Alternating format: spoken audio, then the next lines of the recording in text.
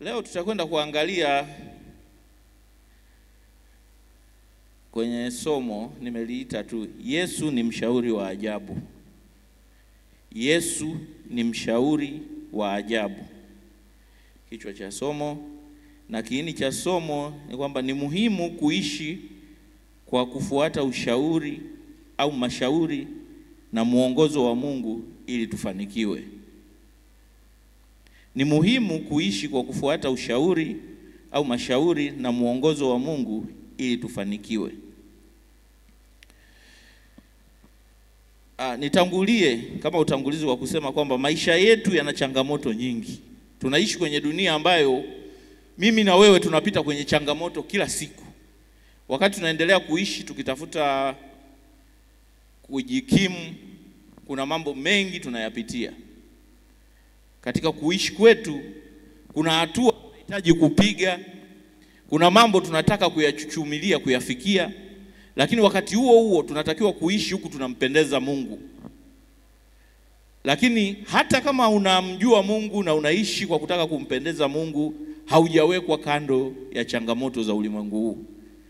Kwa hiyo utaendelea kuishi ukiwa unachuchumilia kuyapata ya Mungu, lakini bado unapaswa kuishi katika ulimwengu huu ukiyafanya yanayokupasa kufanya ili uweze kuishi. Kwa mfano, unaweza ukatakiwa kusomesha watoto wako, unaweza ukatakiwa kuoa, unaweza ukatakiwa kuolewa, unaweza ukahitaji kupata kazi, unaweza ukahitaji kupandishwa cheo, ni mambo mengi tunayoyaendea. Unaweza ukataka kumjua Mungu zaidi. Katika hayo yote tunapokuwa tunayachuchumilia kuyaendea, changamoto ni nyingi. Hatutatengwa changamoto ambazo zipo katika ulimwengu huu kwa sababu sisi tumemjua Mungu. Kwa hiyo na mambo haya yanatutaka tufanye maamuzi. Kuna maamuzi mengi tunatakiwa kuyafanya. Kuna wakati tunatakiwa kuchagua kati ya hili na hili, nifanye lipi? Kati ya kule na huku, niende wapi? Kati ya hapa na pale, nikae wapi? Kati ya yule au yule, nioe au niolewe na yupi? Kati ya kazi ile na kazi ile, ipi nifanye? Na mambo kadha wa kadha. Lakini yote yanatuhitaji tufikie kwenye kufanya maamuzi. Bwana Yesu asifiwe. Na maamuzi haya kwenye kuyafanya na yenyewe sio umepesi. Wakati mwingine tunayafanya yanakupa changamoto, unaanza kuwaza, ili ninalotaka kulifanya ni sahihi au sio sahihi? Kwa hiyo kwenyewe kufanya uamuzi nako kunatupa changamoto. Na wakati mwingine unaweza ukaenda kwenye, sisi watu wa Mungu tunasema yote unayapata kwa maombi. Kwanza msingi wa yote lazima uende kumuomba Mungu. Unamuomba Mungu, unachukua Biblia yako unasoma. Lakini ukija kukaa kwenye kutaka kufanya uamuzi, bado unaona mbona bado sioni kitu gani cha kufanya kwenye jambo hili. Bwana Yesu atusaidie sana. Bwana Yesu atusaidie sana. Na naamini wengi tumewahi kupita kwenye hali kama hiyo, ambayo umemuomba Mungu, umesoma Biblia, lakini unakuja kufikia kwenye kufanya maamuzi, bado unasikia hivi ninalotaka kulifanya ni sahihi au si sahihi.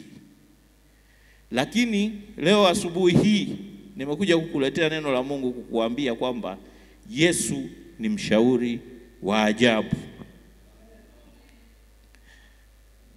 Bwana Yesu asifiwe.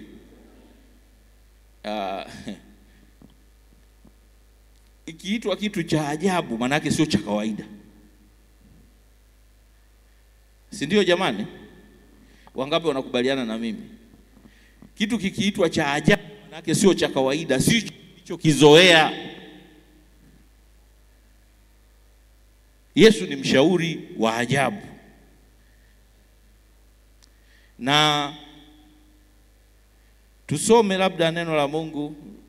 Naomba mtu anisomee. Tusome ile Isaya, kitabu cha Isaya sura ya 9 kuanzia ule mstari wa 6 na wa 7. Naomba mtu anisomee.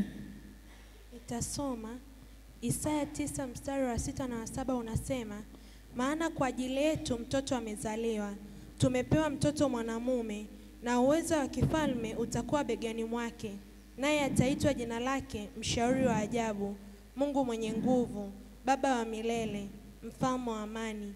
Maongeo ya enzi yake na amani hayatakuwa na mwisho kamwe, katika kiti cha enzi cha Daudi na ufalme wake, kuuthibitisha na kuutegemeza kwa hukumu na kwa haki, tangu sasa hata milele. Wivu wa Bwana wa majeshi ndio utakaotenda hayo. Amina. Bwana Yesu asifiwe. Bwana asifiwe. Aliyekuwa anazungumza maneno haya ni nabii Isaya. Na anasema, kwa maana kwa ajili yetu mtoto amezaliwa, tumepewa mtoto mwanaume wa kiume, na uwezo wa kifalme utakuwa mabegani mwake, naye ataitwa jina lake. Hakusema naye ataitwa majina yake. Lakini pale ukiangalia majina yametajwa mangapi? 4. Ameanza amesema ataitwa Mshauri wa Ajabu. Akasema ataitwa Mungu mwenye nguvu. Ataitwa Baba wa milele, na ataitwa Mfalme wa amani. Bwana Yesu asifiwe. Amesema ataitwa jina lake, hakusema ataitwa majina yake. Yaani Mshauri wa Ajabu ni jina la Mungu. Bwana Yesu asifiwe. Kwa hiyo kati ya mambo ambayo tuliambiwa kwa kupitia nabii Isaya kwamba Kristo Yesu atakapokuja atakuwa nayo, ni pamoja na kuwa mshauri wa ajabu kwenye maisha yetu. Bwana Yesu asifiwe. Na hata tukizunguka wengine tunaweza tukakutana na watu wakapinga wakasema Yesu si Mungu nini pale, lakini amesema ni Mungu mwenye nguvu. Kati majina yaliyotajwa, wengine wanaweza wakasema Yesu sio Mungu, lakini uliwahi kusikia wanabisha kwamba sio mshauri wa ajabu? Yaani ninachotaka kuzungumza ni kwamba ili jina hata sisi tulioko kanisani tunalisahau kwamba ni miongoni mwa sifa za Mungu tuliye naye. Yaani tunalifanya kama vile ni minor kati ya majina na uweza wa Mungu. Hatutaki shauri ya Bwana. Kwa Kiingereza neno nilivyokuwa napita katika sehemu zote wanasema ni cancel. Cancel sio cancel ya halmashauri. Hata kwenye kuandika zinatofautiana. Cancel hii inayozungumza ni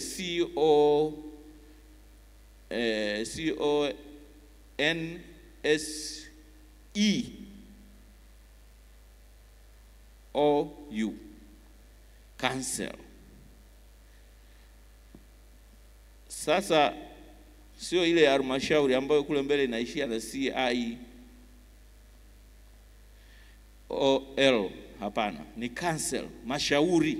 Biblia imetumia neno mashauri. Ikisema mashauri na maana ya ushauri. Ikisema tafuteni mashauri kwa Bwana, yani maana yake tafuta ushauri wa Bwana. Bwana Yesu asifiwe. Bwana asifiwe.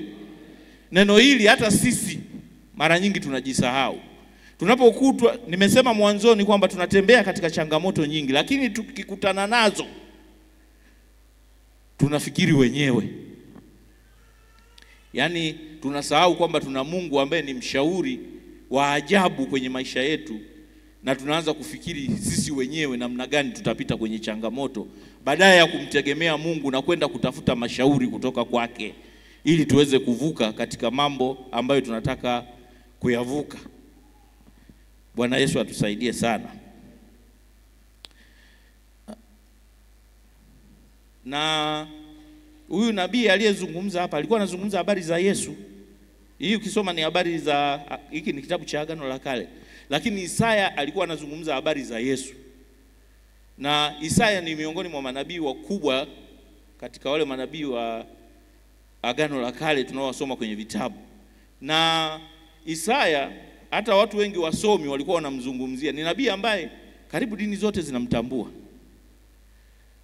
anatambuliwa kwenye dini ya Waislamu, anatambuliwa kwenye wa Buddha. Nilikuwa nasoma habari zake, wa Buddha wanamtambua, wa Mormon mmeshawahi kusikia.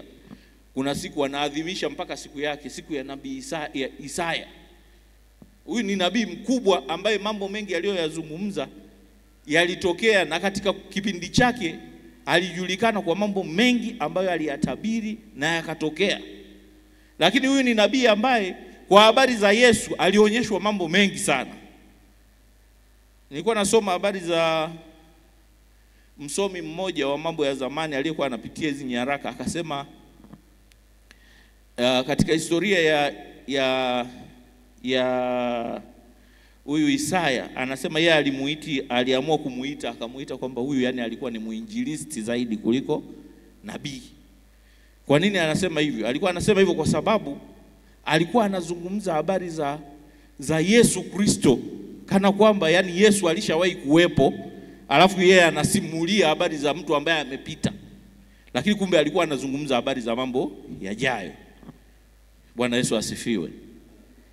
Kwa hiyo Isaya alikuwa anazungumza habari za Mungu alivyomfunulia kuhusu Yesu Kristo. Katika mambo ambayo Mungu alimfunulia kuhusu Yesu Kristo ni kwamba mojawapo kwamba Yesu ni mshauri wa ajabu.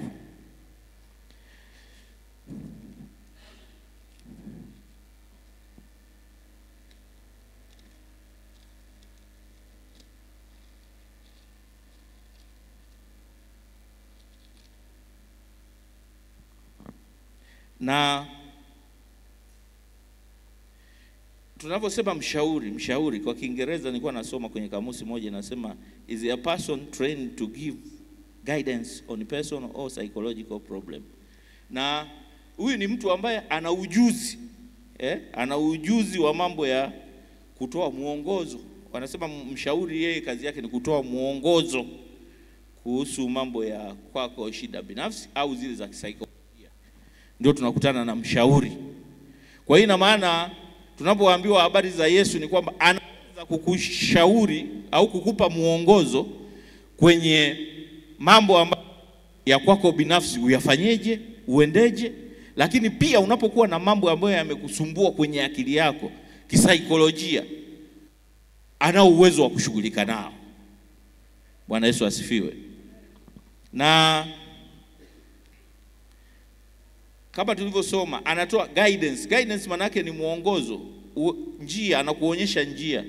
Ushauri kukubali au kuutekeleza ni juu yako, lakini yeye atakuongoza, hapa unatakiwa kwenda hivi, hapa unatakiwa kwenda hivi. Na mara kadhaa sisi Yesu amekuwa akituongoza, alafu tunasikia ushauri lakini tunaenda njia zetu, baadaye unasema lakini niliambiwa kwamba napaswa kufanya hivi. Kwa hiyo katika mambo mengi tunaye Bwana Yesu ambaye katika maandiko ametajwa kama mshauri wa ajabu, ambaye anaweza kutusaidia katika tunapokuwa na matatizo kama hayo ya kibinafsi au ya kisaikolojia. Tunaye Mungu anayeweza kutuvusha katika kipindi hicho. Na kila mtu kwenye maisha haya anapitia vipindi kama hivi ambavyo wakati mwingine vinakuwa vigumu sana kwenye maisha yake. Na tunaposema tatizo sio lazima liwe kuumwa au kukosa pesa au kukosa nguo. Hata tu unapokabiliwa na maamuzi mawili, una kila kitu, bado ujui katika hiki na hiki. Labda tuseme wewe ni mfanyabiashara, umeomba zabuni huku na huku, zimekuja zabuni mbili, ile unavyoamua tu nichukue hipi kati ya hii na hii. Pale maana yake umetatizwa, ujui nini cha kufanya. Bwana Yesu asifiwe. Kwa hiyo unahitaji muongozo na wa Mungu kama counselor. Na Yesu yupo kutusaidia. Na upo umuhimu wa kufanya hivyo, kwa sababu ukiwa unatafuta mambo ya ushauri wako kwa Mungu, maana yake utapata muongozo wakati unapita kwenye changamoto mbalimbali na kuweza kuzitatua katika misingi ambayo Mungu ameiweka. Lakini ukitafuta mashauri kutoka kwa Mungu akakuongoza, maana yake utaweka maamuzi yako yakae sawa na mapenzi ya Mungu. Hilo jambo la pili. Maana yake utakapokuwa unaamua, hautakuwa umeamua wewe tu, ni Mungu atakuwa amekuongoza. Kwa hiyo utakalokuwa unalifanya unajua kabisa hili nalifanya liko kabisa katikati ya mapenzi ya Mungu. Lakini pia ni mwelekeo katika ukuaji wako wa kiroho. Jambo lingine kwamba unavyojikaribisha na Mungu na kuamua kila jambo unalolifanya ni lazima umshirikishe Mungu, utake kutoka kwa Bwana. Maana yake hata ukuaji wako wa kiroho unakuwa unaongezeka. Na jambo lingine, Mungu akikuona kama katika kila eneo huo unamuendea kutaka ushauri kutoka kwake, mahusiano yako na yake, hilo jambo la 4, yanakuwa ya ndani sana, ni ya karibu sana. Wakati mwingine hata kabla hujaenda kutafuta ushauri kwake, unaweza ukakuta tayari kwa sababu unakuwa ni rafiki yake, anajua kabisa katika kila jambo wewe unamtegemea yeye. Kwa hiyo uhusiano wako na Mungu unakuwa ni ule wa karibu sana. Tunapataje ushauri kutoka kwa Mungu? Kwanza tunaupata kwa kupitia neno la Mungu. Neno la Mungu ndio kila kitu, na ndani ya neno la Mungu ndio tunakuta miongozo ambayo Mungu anatushauri. Lakini kitu kingine ni kwamba tunapata haya mashauri kwa kuomba.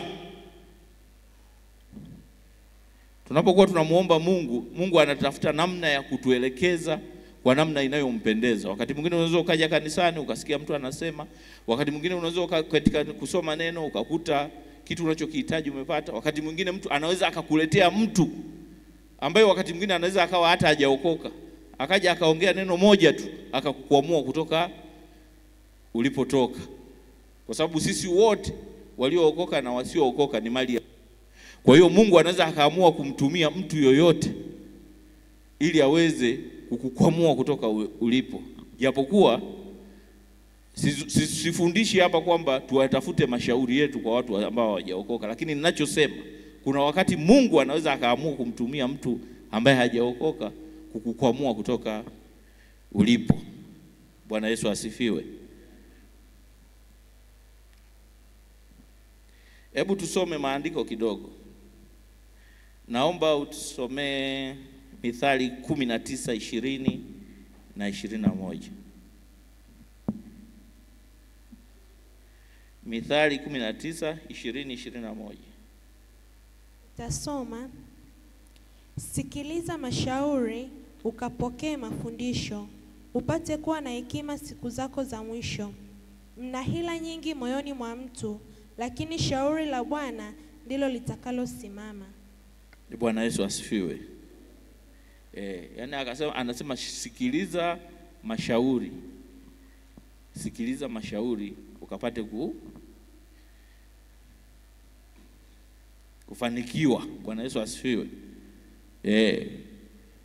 Kwa sababu katika haya maisha unaweza ukaishi ukitegemea tu maneno ya watu, huwezi kujua mioyoni mwa watu kuna nini. Lakini mashauri ya Bwana yakithibitika kwenye maisha yako, then unao mlango wa kutoka kuendea kwenye mafanikio yako. Bwana Yesu asifiwe. Kwa sababu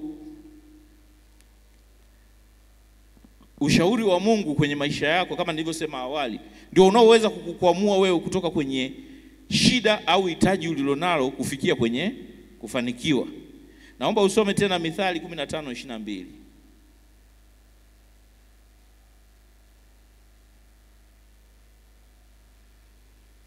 Nitasoma. Pasipo mashauri makusudi hubatilika, bali kwa wingi wa washauri huthibitika. Bwana Yesu asifiwe. Yaani anasema kama hakuna mashauri, yaani kuna umuhimu kwenye kutafuta ushauri. Niseme hivi, unapokuwa na jambo lako, hapa nazungumzia kuhusu kupata ushauri kwa nani? Kwa Bwana. Unapokuwa na jambo unahitaji kulifanya, Biblia inatuambia usipopata mashauri, na haya mashauri nimesema unaweza ukayapata kwa kuomba, unaweza ukayapata kwenye neno la Mungu, lakini pia Mungu anaweza akatumia watu wako wa karibu lakini wakati mwingine pia anaweza akatumia hata watu wa nje na wewe.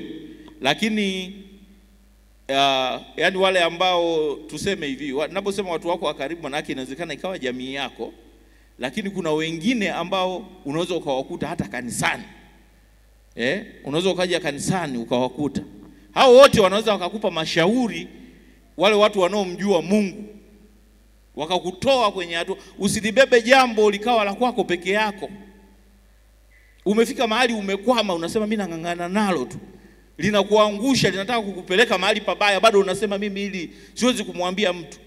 Na ndio maana unakuja kukuta wakati mwingine unasikia tu kwamba kuna mtu, mimi nilimwacha ndani, nimeshangaa nimerudi nimekuta ananing'inia pale amejinyonga.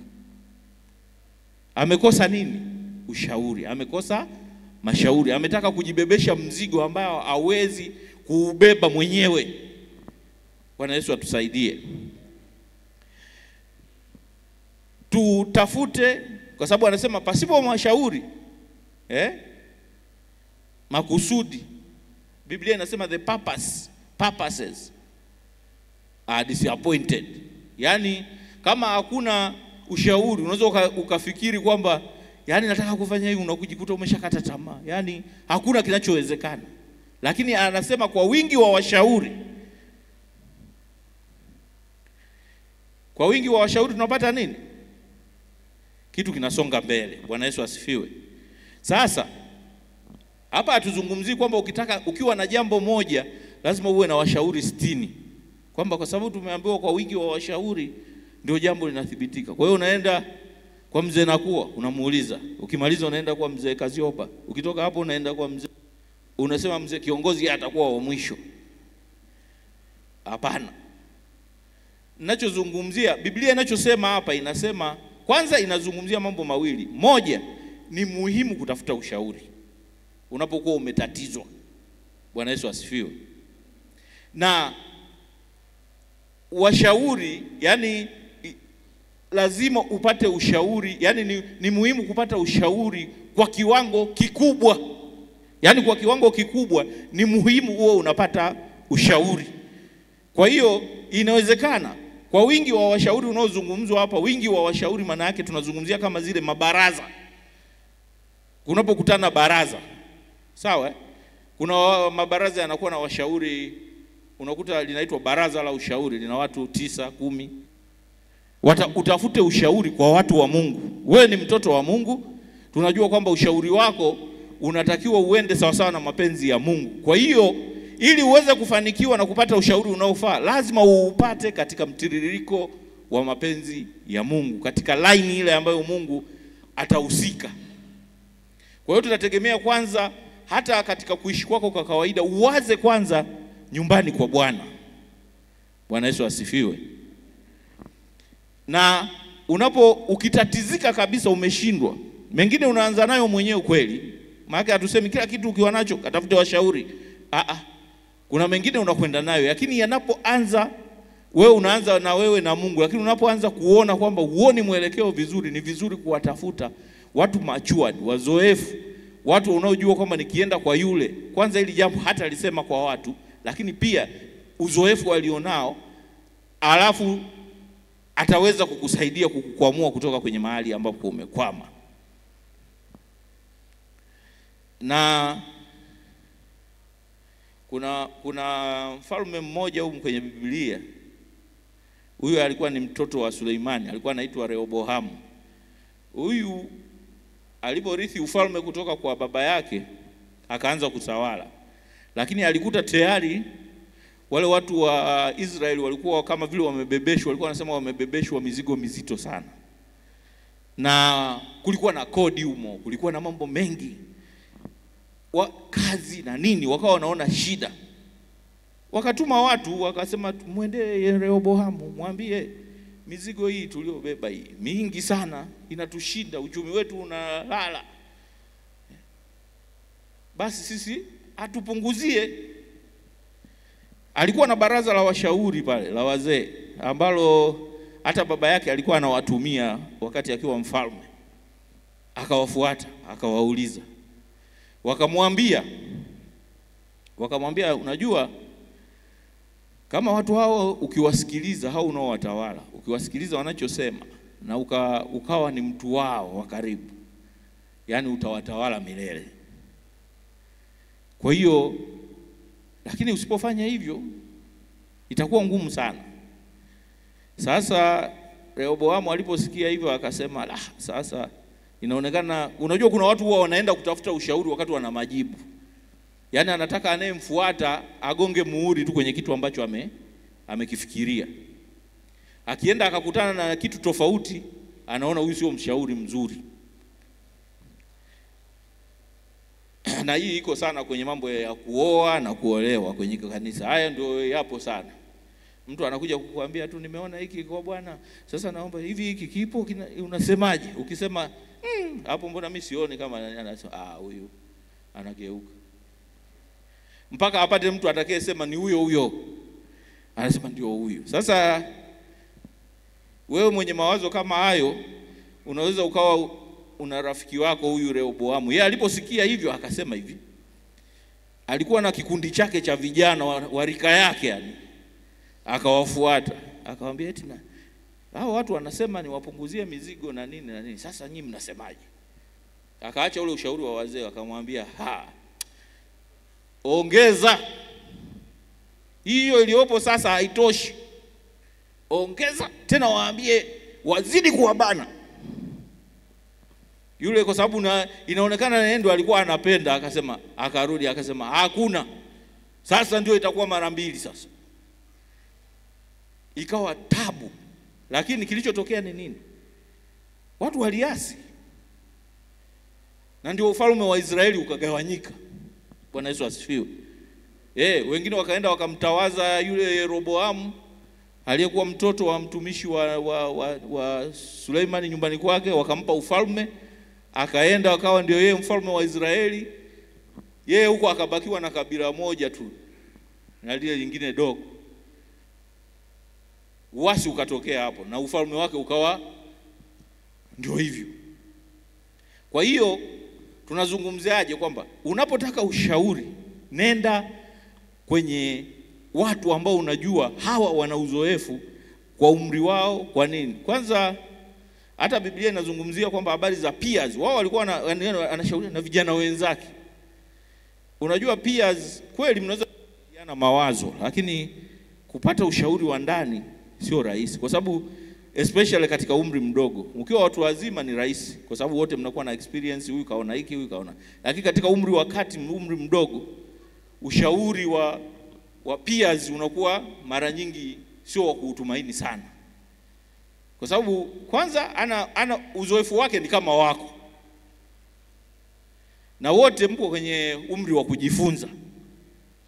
Ndio mnaangalia yani kwamba tutaendaje kwenye jambo hili. Kwa hiyo ukimpelekea mambo mazito, na yeye anaweza akakushauri kitu ambacho hata wewe unakiwaza ni hicho au akakupotosha kabisa.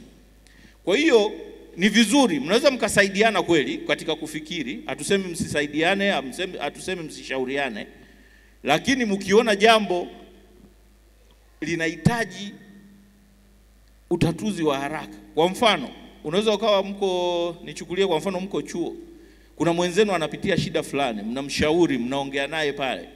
Lakini kila mkipita nyinyi mnapoenda darasani mnamwona mwenzenu amelala tu. Jana mmemwambia, juzi mmeongea naye, mmeomba naye, lakini yeye amelala tu, yani mnamwona ana raha. Mpelekeni hata kwa mshauri wa chuo akazungumze naye. Kwa sababu ndio hao baadaye unakuja kukuta, enzi zetu sisi tunasema unakuta amemeza chloroquine. Wakati ule walikuwa tunasikia mzee walikuwa wanasema anameza chloroquine. Akinywa tu mnashangaa, mbona mwenzetu ana mapovu? Kumbe ameshajimaliza. Lakini yeye akaona hapana, alitaka labda wagonge muhuri kwenye alichokuwa anakiwaza. Wazee wakamwambia tofauti. Matokeo yake akapoteza na ufalme wake aliokuwa nao kwa wana wa Israeli.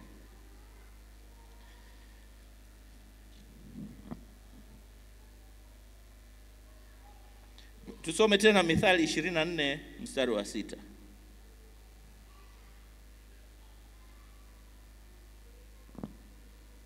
Naomba nisomee Mithali 24. Nitasoma. Maana kwa mashauri ya akili utafanya vita, na kwa wingi wa washauri huja wokovu. Unaona Biblia inatuambiaje? Hata kufanya vita unatakiwa kupata nini? Ushauri. Na ukiwa na ushauri wa kutosha ndio utapata hata wokovu. Bwana Yesu asifiwe. Biblia inatufundisha haya mambo yapo. Na mimi nimeona Mungu nilipopewa hii tu nafasi ya kuzungumza, hili ndio neno lilinijia kwamba nililete kwenu. Naamini ni uponyaji kwa baadhi ya watu, lakini wakati huo tunaendelea kujifunza ili tumuelekee Mungu katika namna ambayo tutazidi kukua katika kumpendeza yeye. Lakini tukisoma kwenye Kutoka ile 18:19 hadi 21, tunasoma habari za Yethro ambaye ni mkwe wa Musa. Pale alipofika nyumbani kwa Musa akamuona. Musa alikuwa mtumishi mkubwa wa Mungu, wote tunajua habari zake. Akawa anamwangalia, watu wanaingia nyumbani kwake, anamshauri huyu, akimaliza anaomba naye, anakuja mwingine anamshauri. Yule mzee alikaa akamwangalia, yule alikuwa mzee hana upako kama wa Musa. Akamwangalia Musa, akamwambia alimuuliza tu, hivi ni nini unachofanya hiki? Akamwambia, kwani mzee uoni? Hao watu wanakuja kwangu, wanahitaji huduma. Ndio maana huyu akija na mshauri, huyu akija naomba naye, huyu akija nafanya hivi, huyu akija nafanya hivi. Mzee akamwambia, unavyofanya sio sawa. Sasa je, ni tuulizane, kuhudumia watu kama vile sio sawa? Lakini alipata hekima kutoka kwa mzee, akamwambia hapana. Weka washauri, weka wasaidizi. Bwana Yesu asifiwe. Akapata shauri kutoka kwa Bwana kupitia mkwe wake. Na Musa alitekeleza ile. Baada ya kutekeleza, kazi yake ikawa nyepesi. Kwa hiyo wakati mwingine pia unaweza ukawa unafanya jambo, unaangalia kumbe ni kwa sababu tu na linakusumbua. Lakini kumbe kwa sababu hujapata neno kutoka kwa Bwana, unasumbuka, unazunguka, unahangaika. Lakini ukipata neno la ushauri kutoka kwa Bwana, linakukwamua kutoka kwenye mkwamo uliokuwa nao. Hata kitu unachokifanya kwa ugumu unakishangaa kinakuwa chepesi. Bwana Yesu asifiwe.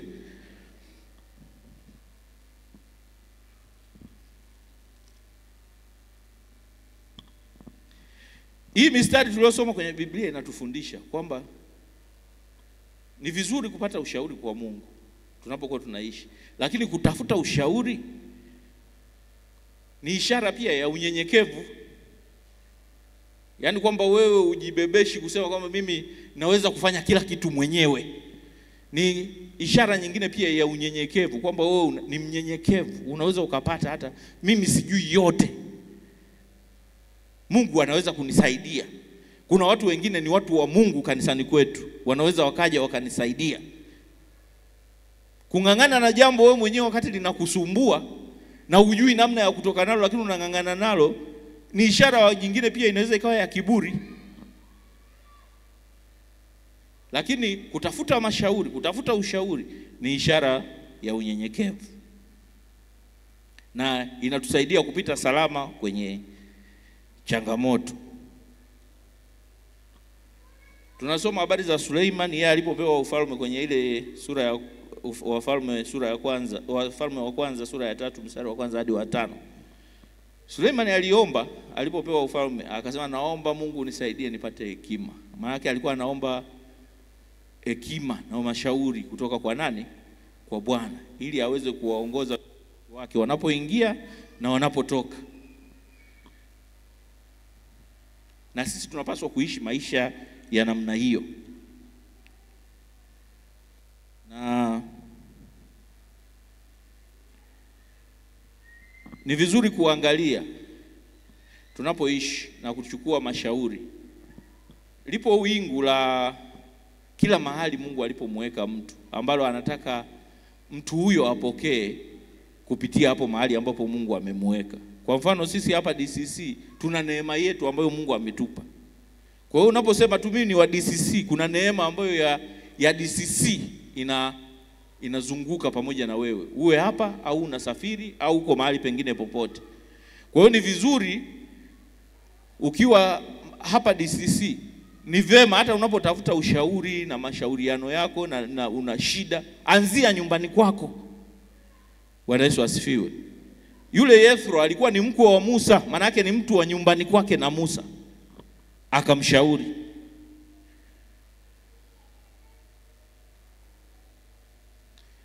Lakini ukienda ukiyataka kuyachukua ya watu wengine, unaweza ukajikuta unapotea. Nitoe mifano miwili tu wakati namalizia. Yupo tukisoma kwenye kitabu cha Nehemia ile sura ya 6 mstari wa 12. Nehemia, wakati wanajenga ukuta, Sanbalati na mwenzake Tobia walipambana naye sana. Wakapambana naye mno. Wametumia kila aina ya hila kumvunja moyo. Sitazungumza zote, lakini ikafikia hatua wakashindwa. Siku moja wakajua kwamba huyu Nehemia kuingia hekaluni usiku na kujifungia, huyu atakuwa amenajisika, atakuwa amenajisi, na ni kesi kubwa kwa watu wa Israeli. Akatokea mtu mmoja ni nabii, akatumwa, akaja pale akamwambia, sasa hao watu wanatafuta kukuua, akina Sanbalati na Tobia. Kwa hiyo cha kufanya, kajifiche hekaluni usiku wa leo, hao jamaa wanakuja kukuua na mimi utanikuta humo humo, tutajifungia wawili. Lakini neema ya Mungu ikawa juu ya Nehemia. Akawaza akasema, hapana, mimi siwezi kuingia kwenye hekalu usiku nijifungie na nani? Na wewe. Maana hilo jambo itakuwa nimejinajisi na nimenajisi nyumba ya Bwana. Akakataa. Lakini Biblia inasema aligundua kwamba yule mtu hakutumwa na Bwana kama alivyokuwa anasema, lakini alikuwa amelipwa pesa na kina Sanbalati ili aweze kumharibia Nehemia. Kwa hiyo wakati fulani unapoenda kuchukua mashauri au kuyasikiliza, ukitoka nje ya eneo ulilopo, unatakiwa kuwa makini sana. Unaweza ukaenda nje ukaokota vitu ambavyo sivyo, vikazidi kukupeleka mbali, na kwa sababu hujui ya huko ni yapi. Ya DCC unajua tunavyoenenda, tunavyoishi na tunafundishwa nini na tunasongaje mbele, lakini ukienda kutafuta unasikia huku kuna fulani, unaenda ndio utakutana na nabii kama hao, ambaye mtu unafikiri kwamba anamtumikia Mungu, kumbe anakupotosha. Lakini mwingine alikuwa ni yule nabii mzee, ambaye kuna nabii mmoja alitumwa kwenda kumwambia mfalme ambaye alikuwa anaingia madhabahuni anatoa dhabihu. Yule nabii akamwambia mfalme, hapana, Bwana anasema hivi, hiyo madhabahu itapasuka na nini na nini. Yule aliposikia hivyo akanyosha mkono ili amdhuru na nini, lakini mkono wake ukanyooka ukakauka. Lakini nabii akamwambia, akamuomba, Bwana naomba unisaidie, niombe nipone. Akamuombea akapona. Baada ya kutoka pale, anarudi kwake akakutana na nabii mwingine aliyesikia hivyo. Kumbe yule alikuwa na ila yake tu. Akaenda akamharibia, akamwambia njoo, maana aliambiwa usile kwa mtu wala usiingie kwenye nyumba yoyote. Yeye akamwambia mimi ni nabii mwenzako, twende. Yeye aliposikia ni nabii mwenzake akaamua kumfuata. Akaenda nyumbani kwake, akala. Sasa wakati anakula, kitu cha ajabu, Mungu akashusha neno kupitia yule nabii yule muongo. Akamwambia, sasa wewe kwa sababu haukutekeleza maneno niliyokuambia, hautafika unakokwenda na maiti yako haitazikwa pamoja na ndugu zako. Na kweli alipoondoka akafa, akaliwa na simba njiani. Na yule nabii mzee alipopata habari akaomboleza. Uone mambo yalivyo ya ajabu. Akaenda kumchukua ndio akamzika. Sasa nazungumza hiyo kwa nini? Kwa sababu ipo katika hii tunaposema tunatafuta mashauri kwa Bwana, watu tunaweza tukao tunatoka tunaenda kuhangaika kutafuta. Unaweza ukajikuta umepotea njia. Ndio maana nikasema ipo neema ya mahali ambapo Mungu amekuweka.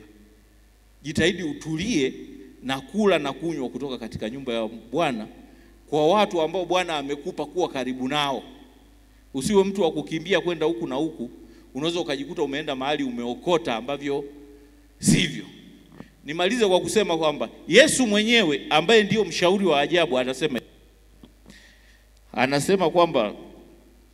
anasema katika Mathayo 11:28 anasema hivi, njooni kwangu enyi wenye msumbukao na wenye kulemewa na mizigo mizito, nami nitawapumzisha. Mizigo mizito ni pamoja unapokuwa umetingwa na mambo mbalimbali. Yesu alishatuita, huyu mshauri wa ajabu ametoa call kwetu sisi kwamba njooni nyinyi mnaohangaika kwenye mambo mbalimbali niwapumzishe. Ina maana tukifika kwake tunapumzishwa. Mizigo yetu anabeba yeye na anatupa njia na kuona ambako tunatakiwa kupita bila kuwa na usumbufu wowote. Lakini huyo kwenye Yohana 16:33 akasema, nimewaambia haya yote ili mfuate kufahamu ya kwamba ulimwenguni mna dhiki, lakini jipeni moyo, mimi nimeushinda ulimwengu. Bwana Yesu asifiwe.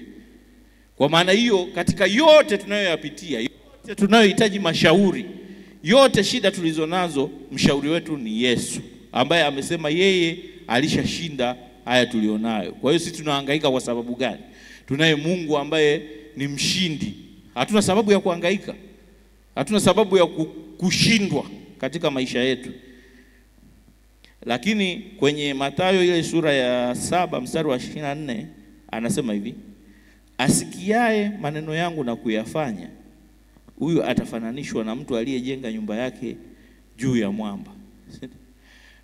Mvua na upepo zikivuma, ile nyumba haitetereki. Maana yake ni nini? Kuna mashauri ambayo Bwana Yesu ameyasema katika maneno yake, tunapoyasoma tukiyashika na kuyafuata hayo, tutafananishwa na mtu aliyejenga nyumba juu ya mwamba. Maana yake ni nini? Anaposema mvua na pepo, maana yake tutakapopita kwenye kutatizika kokote, shida, tunahitaji kujua hili na lile, tunahitaji kufanya uamuzi huu na ule, hatutapeperushwa na mambo ya huku na kule. Tutasimama imara tukijua tunaye mshauri wa ajabu anayetuongoza katika kufikia mambo ambayo Mungu ametaka kuyafanya kwenye maisha yetu, na tutajikuta tunapata ukombozi kwa sababu tunaye Mungu ambaye yeye anahusika sana na maisha yetu, na anao uwezo wa kututoa hatua moja kwenda nyingine, na anao uwezo wa kutupa muongozo wa namna gani tuenende hata tukafikia mafanikio katika maisha yetu. Bwana Yesu asifiwe. Bwana asifiwe sana.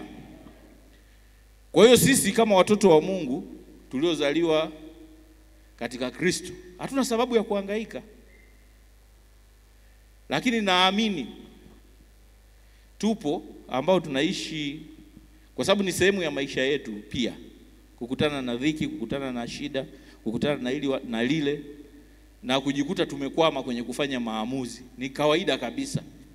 Na ndio maana hata Yesu alitoa wito wa namna hii kwenye maisha yetu, kwamba tuende kwake sisi tunaosumbuka na kulemewa na mizigo, na yeye atatupumzisha. Kwa sababu alijua katika kuishi kwetu tutakuwa tunabeba mizigo ya namna hiyo, tutakuwa tunatingwa na mambo mbalimbali, lakini akatuonyesha uliko msaada kwa yeye ambaye ni mshauri wa ajabu, tupate kwenda kwake ili tuweze kuyapokea. Bwana Yesu asifiwe. Naomba tusimame.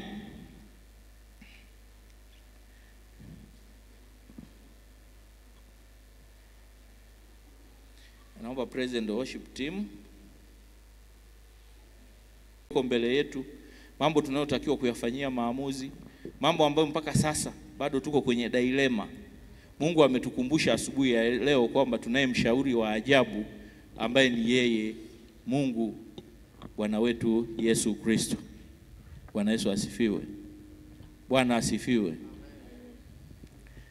Na kwa hiyo tutaenda kumuomba Mungu atusaidie katika mambo ambayo tumekwama kwa hayo. Atusaidie katika yale ambayo yanatutatiza huku na kule, kuweza kuishi kwake yeye ambaye ni mshauri wa ajabu. Na kama unaona ambalo unahitaji kabisa linakusumbua, moyo wako unatatizika, hujui cha kufanya, na ulikuwa unatamani Mungu aseme na wewe, naomba wakati wa praise and worship wanaimba, uje usogee mbele.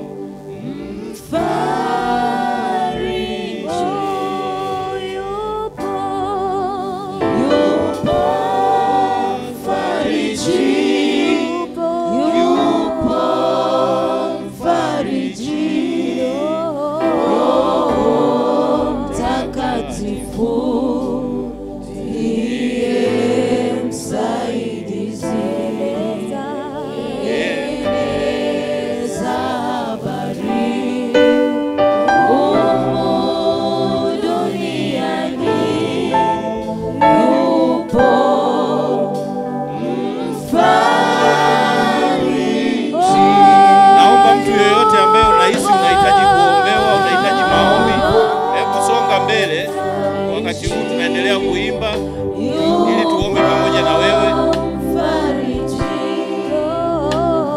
Karibu.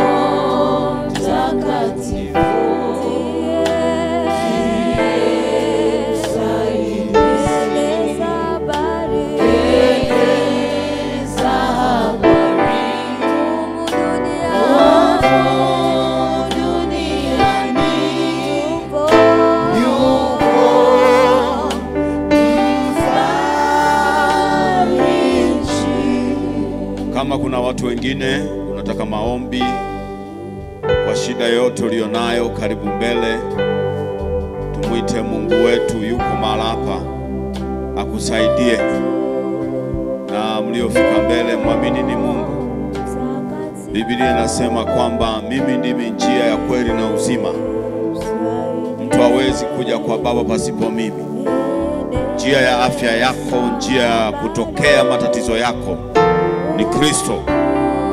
Yeye ndiye njia. Hakuna mtu mwingine ambaye ni njia. Kwa hiyo Bwana anaenda kufanya makuu juu ya maisha yako. Hatubahatishi.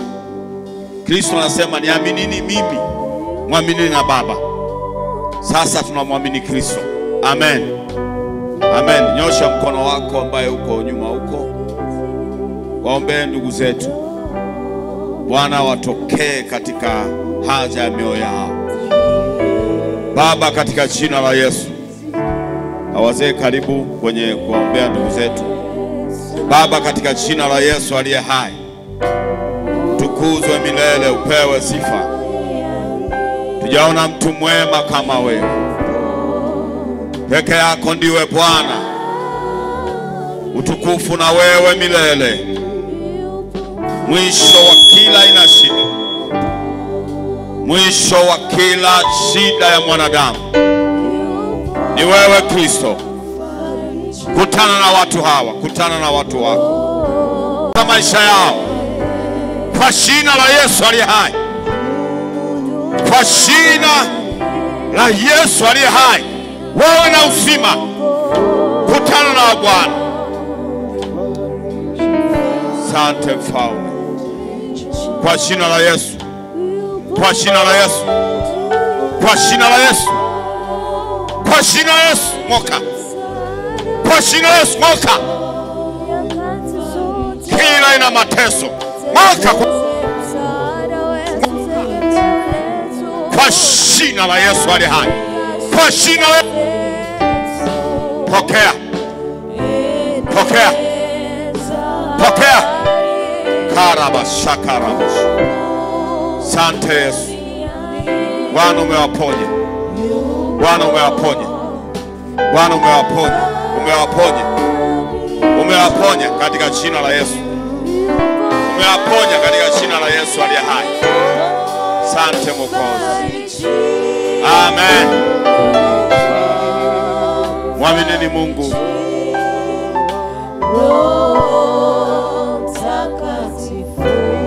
Amen, amen. Makofi kwa Bwana kwa ajili ya neno lake. Ongeza makofi, makofi, makofi.